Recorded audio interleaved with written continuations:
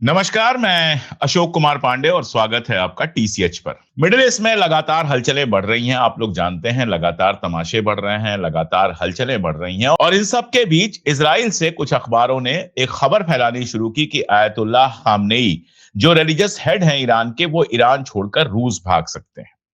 अब जब इजरायली अखबार में एक बार ये खबर आ गई तो ये खबर अमेरिका में भी फैल गई, ये खबर सोशल मीडिया पर भी फैल गई और हमारे यहाँ की गोदी मीडिया ने भी इस खबर को फैलाना शुरू किया कि ईरान पर हमला होने वाला है, नंबर वन। और दूसरा, ईरान पर हमले के पहले आयतुल्लाह खामनेई जो हैं वो ईरान छोड़कर भागने वाले हैं रूस में। अब रूस में क्यों भाग रहे हैं या रूस में क्यों भागने की खबर फैली, ये समझने के लिए आपको सीरिया को याद करना पड़ेगा कि सीरिया में जब डिस्टर्बेंस हुआ था तो असद भी रूस चले गए थे और अभी भी वो मॉस्को में रहते हैं। आयतुल्लाह खामनेई की जो उम्र है वो 80 से ऊपर है और रिलीजियस हेड बनने के बाद, ईरान का रिलीजियस हेड बनने के बाद वो ईरान से बाहर लगभग नहीं गए हैं, वो ईरान में ही रहते हैं।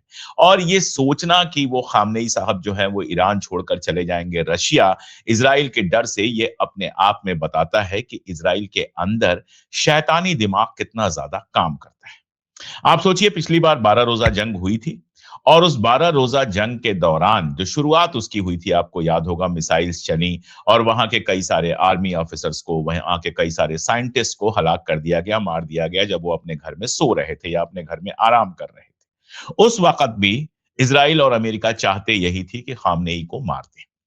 लेकिन उस समय भी हमने देखा, उस पूरे 12 दिनों में और उस 12 दिनों के बाद भी खामनेई साहब लगातार टीवी पर आते रहे, बयान देते रहे और ईरान की जनता और दुनिया को ये बताते रहे कि ईरान का जो हेड है, रिलीजियस हेड जो ईरान का है, वो ईरान के साथ खड़ा है और वो ईरान छोड़कर कहीं नहीं जाने वाला। इस बार भी यही होगा। अगर जंग होती है, खामनेई कहीं नहीं जाएंगे। खामनेई जिंदा रहते हैं, शहीद हो जाते हैं, ये कोई बहुत बड़ी बात नहीं है। जब जंग होती है तो शहादतें होती हैं। इमाम अली का बर्थडे अभी गया है और ईरान में बड़े धूम से मनाया गया। तो ईरान का जो पूरा मेंटल मेकअप है, जिन लोगों से मेरी बात हुई है या जितना कुछ मैंने इतिहास पढ़ा है या जितना मैं लगातार मिडिल ईस्ट को कवर करते हुए देखता रहा हूं, कि वहां पर मरना, जिंदा रहना, ये इतना इंपॉर्टेंट नहीं है जितना गद्दारी है। तो रशिया भाग जाना या किसी और मुल्क में खामनेई का भाग जाना खाम ख्याली है इजराइल का, पैनिक फैलाने की कोशिश है। और ये पैनिक क्यों फैलाया जा रहा है, ये मैं आपको बहुत डिटेल में बताता हूं, इसको समझना बहुत जरूरी है। दरअसल ईरान के अंदर एहतजाज शुरू हुए, उस पर हमने बात की थी, और महंगाई और बाकी चीजों को लेकर एहतजाज शुरू हुए और चले, ठीक ठाक चले। और उनके लिए सरकार ने काफी रहमदिली से उनसे बात करना, उनकी प्रॉब्लम्स को सॉल्व करना, ये सब करने की कोशिश की, जो किसी भी मुल्क की सरकार को करना चाहिए। जब अवाम के अंदर किसी बात को लेकर नाराजगी हो तो सरकार का ये फर्ज बन जाता है कि अवाम के साथ बात करे, अवाम के साथ मुद्दों को सुलझाए। अब जो सो कॉल्ड डेमोक्रेटिक कंट्रीज हैं, उसमें कितनी बात की जाती है ये बताने की जरूरत नहीं है। अपने यहाँ अगर आप जुलूस निकालते हैं तो आपकी कितनी बात सुनी जाती है या फिर आपके घर पर बुलडोजर चला दिया जाता है, ये मुझे बताने की जरूरत नहीं है, ये आप अच्छी तरह से जानते हैं।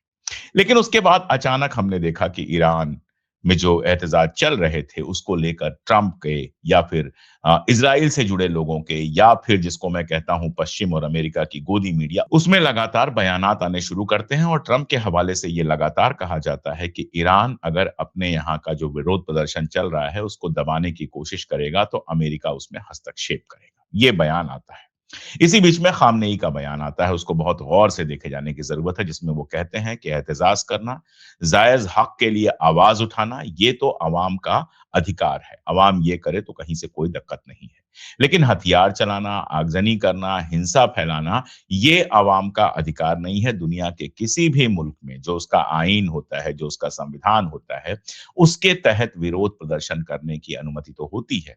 लेकिन उसी के साथ अगर आप देखेंगे तो हिंसा फैलाना, बंदूक चलाना, गोली चलाना, आग लगा देना, ये किसी भी देश में, चाहे वो कितना भी डेमोक्रेटिक देश हो, वहां पर ये अलाउ नहीं है। तो खामनेई साहब ने जो बात कही वो बेसिकली डेमोक्रेटिक ट्रेडिशन की ही बात कही। लेकिन इसके बाद भी इजराइल से, अमेरिका से, बाकी सारी जगहों से लगातार इस तरह के बयान आते रहे। और इन सब के बीच में अचानक वेनेजुएला का कांड हो जाता है, जहां मादुरो को उठा लिया जाता है, उसके घर से उठा लिया जाता है, मादुरो को और उसकी वाइफ को। और अब अमेरिका की कोर्ट में उसका मुकदमा चलने वाला है ड्रग ट्रैफिकिंग के लिए। मजेदार बात यह है कि जो ड्रग कार्टेल कहा जा रहा था कि मादुरो चला रहा है, अब जब मामला कोर्ट में गया है, तो अमेरिका का जस्टिस डिपार्टमेंट ये कह रहा है कि हम इस बारे में श्योर नहीं हैं कि इस तरह का कोई कार्टेल है भी या नहीं।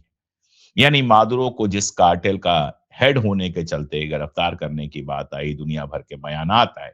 अब कहा जा रहा है कि वो कार्टेल एग्जिस्ट करता भी है या नहीं करता है। मैं ईरान की तरफ लौटूंगा, लेकिन इन चीजों को समझना बहुत जरूरी है। उसके बाद वहां पर डेल्सी बनती हैं वहां की राष्ट्रपति। डेल्सी उपराष्ट्रपति थी, तो आप समझ सकते हैं कि मादुरो के सरकार में भी काफी उनका इंपॉर्टेंस था, और डेल्सी बनती हैं वहां की उपराष्ट्रपति। अब डेल्सी के बनने के बाद तमाम तरह की कहानियां अमेरिकन प्रेस में और सोशल मीडिया में चलाई जाती हैं। इस इन सारी कहानियों का लब्बो-लुबाब जो है वो ये था कि डेल्सी ने ट्रंप के साथ समझौता किया हुआ है और डेल्सी वही करेंगी जो ट्रंप कहेगा। ये एक नैरेटिव फैलाने की कोशिश की गई, और इसी के साथ याद कर लीजिए कि ट्रंप ने कहा कि वहां जो विपक्ष की नेता है मचाडो, जिनको मिला था नोबेल प्राइज, वो इस लायक नहीं है कि वहां राज कर सकें। यानी एक बात, तख्ता पलट नहीं हुआ। मदुरो को आपने उठा लिया, गुंडागर्दी करते हुए अपहरण कर लिया, लेकिन मदुरो की पार्टी ही अभी भी वहां पर सत्ता में है। मान लीजिए मदुरो अपनी बीमारी से मर जाते या इस तरह की कोई बात होती, तो उसके बाद उपराष्ट्रपति ही बनती, तो लगभग वही प्रोसेस है। मदुरो की पार्टी भी सत्ता में है, नंबर वन। दूसरा, सत्ता में आने के बाद डेल्सी ने लगातार ये बात कही है कि हम किसी तरह के कॉलोनियलिज्म को बर्दाश्त नहीं करेंगे। तीसरा, वहां की पुलिस को खुली छूट दी है कि अमेरिका के हमले के दौरान जो लोग अमेरिका के साथ कोहर्ट में पाए जाते हैं, अमेरिका के साथ मिले हुए पाए जाते हैं, उनको गिरफ्तार किया जाए। आखिरी बात, हमने कल देखा कि अपनी पहली जो मुलाकातें उन्होंने इंटरनेशनल की, वो चाइना, रशिया, ईरान, इनके राजदूतों के साथ उन्होंने मुलाकात की, यानी ये भी क्लियर कर दिया कि वो किसके साथ खड़ी हैं।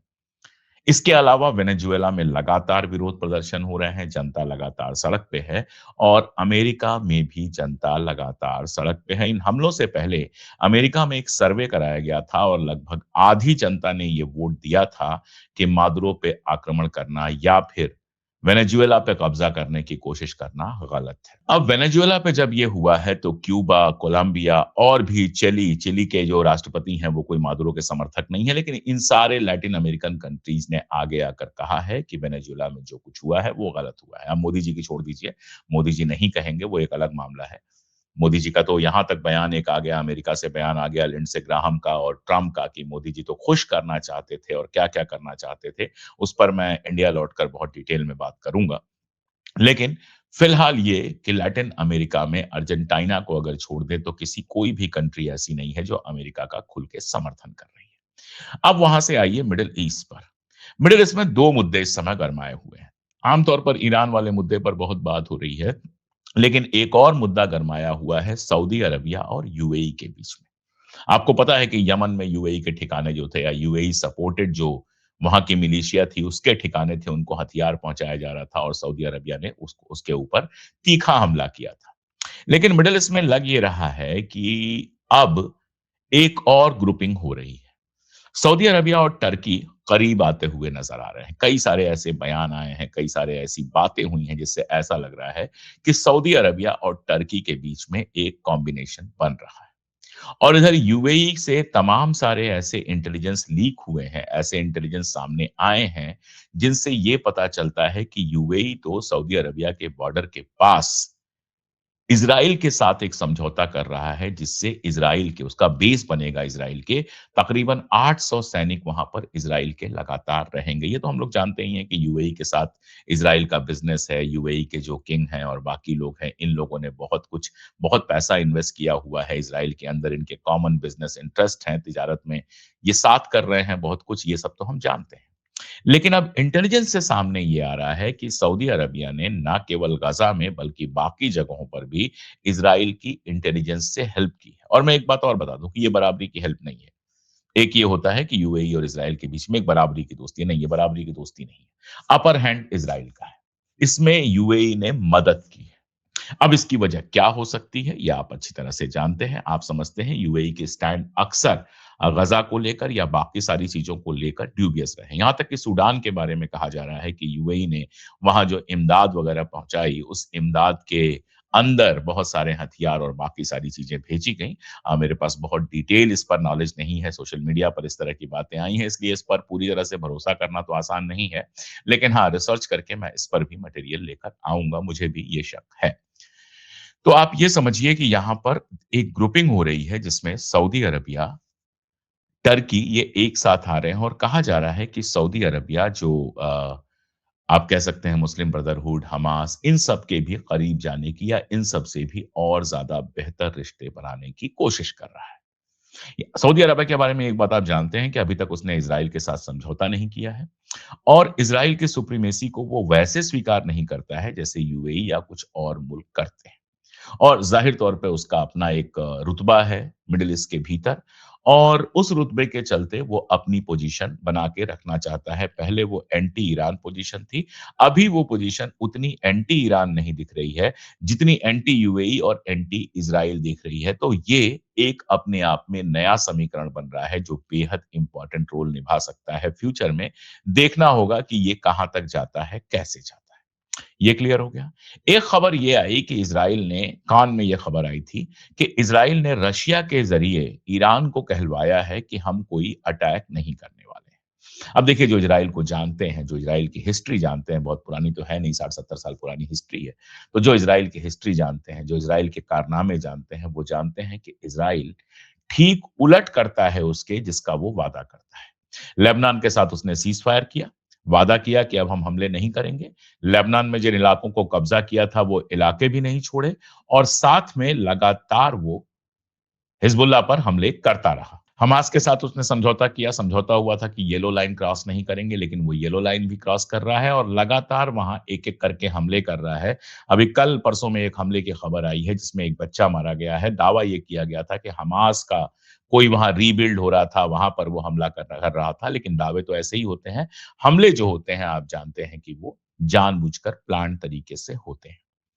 तो इस बात के पूरे अंदेशे दिख रहे हैं, जिस तरह से ग्रीस का एयर स्पेस बंद कर दिया गया है, जिस तरह से यूरोप में लगातार हलचल दिखाई दे रही है, जिस तरह से मिडल ईस्ट में हलचल दिखाई दे रही है, ये बिल्कुल वैसी ही हलचल है जैसी 12 रोज़ा जंग के पहले दिखाई दी थी।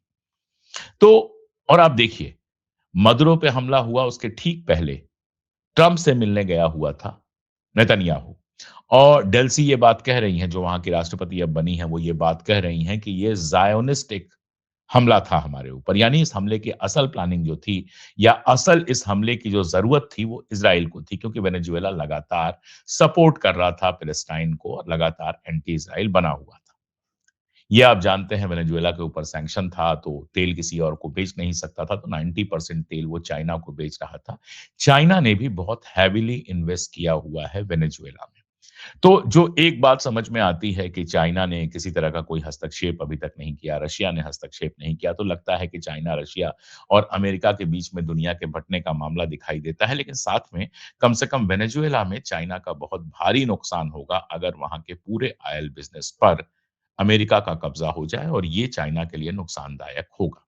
तो स्थितियाँ तनावपूर्ण तो बनी हुई हैं। अब इन स्थितियों में सोचिए कि अगर ईरान के ऊपर अटैक हो जाता है, तो क्या होता है? ईरान के ऊपर अटैक का मामला होगा कि चाइना का एक और इन्वेस्टमेंट खतरे में आ जाएगा। ईरान में भी चाइना ने काफ़ी इन्वेस्ट किया हुआ है और चाइना को जो तेल मिलता है, वो वेनेजुएला के साथ-साथ ईरान से भी मिलता है। ईरान के ऊपर सैंक्शन लगा हुआ है और ज़बरदस्त सैंक्शन लगे हुए हैं। ईरान किसी को तेल नहीं बेच सकता, ईरान किसी को हथियार नहीं बेच सकता, ईरान कहीं से चीज़ें खरीद नहीं सकता। ये सारे सैंक्शन लगे हुए हैं जिसकी वजह से ईरान की इकॉनमी की हालत खराब है। ये हम जानते हैं। लेकिन ईरान से ट्रेड रिलेशंस किसके हैं? रशिया के और चाइना के। तो अगर ईरान अमेरिका या इज़राइल के कब्ज़े में जाता है या वहाँ पर एक ऐसी गवर्नमेंट बैठती है जो अमेरिका और इज़राइल की हामी है, जिसकी उम्मीद ज़्यादा है अगर जंग अमेरिका जीतेगा तो। अमेरिका जंग जीतेगा इसकी उम्मीद ज़्यादा नहीं है, लेकिन अमेरिका जंग अगर जीतेगा, तो जैसे सीरिया में बिठा दिया गया है, वैसे ही यहाँ पर भी किसी को बिठा दिया जाएगा। ऐसे में क्या होगा कि ईरान के सारे रिसोर्सेज़ अमेरिका के पास जाएँगे, ईरान के सारे रिसोर्सेज़ इज़राइल के पास जाएँगे। नुकसान किसका होगा? चाइना का और रशिया का। उनको अपना माल बेचने के लिए एक जो बड़ा मार्केट था, वो भी छिन जाएगा और सस्ते तेल के लिए एक जो बड़ा मार्केट था, वो भी छिन जाएगा। अब रशिया का आप देखिए, लगातार जो प्रेशर बना है, उसके चलते आज रिलायंस का एक स्टेटमेंट आया है कि हमारे ऊपर गलत आरोप लगाया जा रहा है कि हम रशिया से तेल खरीद रहे हैं। तो इंडिया भी तेल खरीदना बंद कर रहा है, जो रशिया से खरीद रहा था अमेरिका के डर से। आप जानते हैं मोदी जी बहुत ज़्यादा कुछ करेंगे नहीं। ऐसे में अगर ईरान भी अमेरिका के हाथ में चला जाता है, तो रशिया और चाइना के लिए भी बहुत सारी मुश्किलात पैदा हो सकती हैं। तो ईरान पर अटैक का माहौल तो बन रहा है, निश्चित तौर पर पूरा माहौल बन रहा है, बैठ के यही लग रहा है देखने पर कि कभी भी अटैक हो सकता है। लेकिन ये सिर्फ गीदड़ धमकी हो सकती है, नंबर 1। नंबर 2, अगर ये अटैक होता है तो भी पिछली 12 रोज़ा जंग में हमने देखा है कि इतना आसान नहीं है। ईरान कोई छोटा मुल्क नहीं है, ईरान बड़ा मुल्क है, ईरान के पास स्टॉक पाइल अच्छा है और उस समय भी रशिया ने उसको ऑफ़र की थी हेल्प करने की और फिर रशिया ऑफ़र कर सकता है हेल्प। तो जंग अगर होती है तो वो जंग लंबी चलेगी। नंबर 3, इस बार अगर जंग होती है, ईरान पर अटैक होता है तो उम्मीद ये है कि अमेरिका बड़ा रोल प्ले करेगा। अगर अमेरिका बड़ा रोल प्ले नहीं करेगा तो इज़राइल को पता है कि वो सीधी जंग में ईरान को हरा नहीं सकता। पिछली बार अमेरिका ने बड़ा रोल नहीं प्ले किया। अमेरिका किनारे खड़ा होकर देखता रहा तो इज़राइल में ज़बरदस्त तबाही हुई थी। इस तरह का रिस्क इज़राइल नहीं लेना चाहेगा। नंबर 4 जो बात है वो सबसे इम्पोर्टेंट है। नंबर 4 ये है कि इज़राइल के अंदर ज़बरदस्त विरोध प्रदर्शन चल रहा है। आपको लग रहा है इज़राइल में सब शांत है क्योंकि इज़राइल से खबरें नहीं आ रही हैं। लेकिन जो कानूनी सुधार करना चाहता है नेतन्याहू जिसके बारे में आंदोलन 7 अक्टूबर से पहले भी चल रहे थे और नेतन्याहू को हटाए जाने की चर्चा थी, वो आंदोलन दोबारा से शुरू हो गया है। तेल अवीव की सड़कों पर लगातार हज़ारों लोग आकर नेतन्याहू विरोधी नारे लगा रहे हैं। अभी तक नेतन्याहू को वो माफ़ी नहीं मिली है, जिन चीज़ों का उसके ऊपर कोर्ट केस चल रहा है, वो ट्रम्प से प्रेशर बनवा रहा था कि हर्ज़ोग माफ़ी दे दे, जो वहाँ का राष्ट्रपति है, लेकिन अभी तक उसको माफ़ी नहीं मिली है, तो नेतन्याहू की कुर्सी खतरे में है। नेतन्याहू की कुर्सी खतरे में होने का मतलब ये होता है कि उसको एक जंग चाहिए।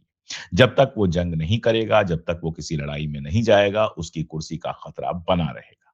तो अंदर का जो एहतजाज है, अंदर का जो विरोध प्रदर्शन है, उसको काबू पाने के लिए आक्रमण कर सकता है। अब इस आक्रमण में अगर अमेरिका ने साथ नहीं दिया, तो ये नेतन्याहू के लिए भी बहुत नुकसानदायक हो सकता है। आप कह सकते हैं कि मैंने इतनी सारी बातें की, कोई फैसलाकुन बात नहीं की।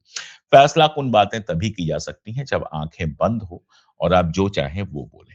जब दुनिया भर की खबरें आप देखते हैं, तो फैसलाकुन बातें करने से बेहतर होता है कि क्या-क्या संभावनाएँ हैं, क्या-क्या हो सकता है, उन पर बात की जाए और वही मैंने आपसे बात की। दूसरा, मैं आपको ये बताना चाहता हूँ, कल कई लोगों ने परसों भी देखा मैंने शिकायत की, कल भी शिकायत की, आवाज़ थोड़ा कम है या वीडियोज़ उतनी क्वालिटी के नहीं हैं, तो ज़ाहिर तौर पे मैं हिंदुस्तान से बाहर हूँ। मैं ओमान आया हुआ हूँ, तो यहाँ से जितना हो पा रहा है, जैसे सोच के तो मैं ये आया था कि वीडियोज़ करूँगा ही नहीं, लेकिन ऐसी घटनाएँ हो गई, तो मैं वीडियोज़ रेगुलर करने की कोशिश कर रहा हूँ। एक ब्रेक पे आया था, लेकिन ब्रेक के साथ-साथ मैं ये भी कोशिश कर रहा हूँ तो आवाज़, वीडियो क्वालिटी सब सुधर जाएगी एक बार जब मैं लौट कर इंडिया आ जाऊँगा और अपने स्टूडियो से वीडियोज़ करूँगा। लेकिन जो कंटेंट है, जो ज़रूरी बातें हैं, वो मैं आपसे करना चाहता था, इसलिए मैं लगातार ये बातें कर रहा हूँ। जुड़े रहिए हमारे साथ, देखते रहिए और हाँ, वो अपील तो यहाँ से भी दोहराऊँगा कि अगर मुमकिन हो तो हमारे चैनल की मेंबरशिप ले लीजिए। जॉइन बटन दबा सकते हैं। आप अभी एक कोड देख रहे होंगे, उसको स्कैन कर सकते हैं और हमारा पिन कमेंट और डिस्क्रिप्शन जो है, उसमें लिंक भी हम देते हैं। साथ में आपसे ये भी अपील है, आप हमें सुपर थैंक्स दे सकते हैं। सब्सक्राइब ना किया हो चैनल तो सब्सक्राइब कर लीजिए और सबसे ज़रूरी ये है कि वीडियोज़ को अपने दोस्तों और रिश्तेदारों तक पहुँचाइए ताकि सच दूर तक जाए। आज के लिए इतना ही, बहुत शुक्रिया।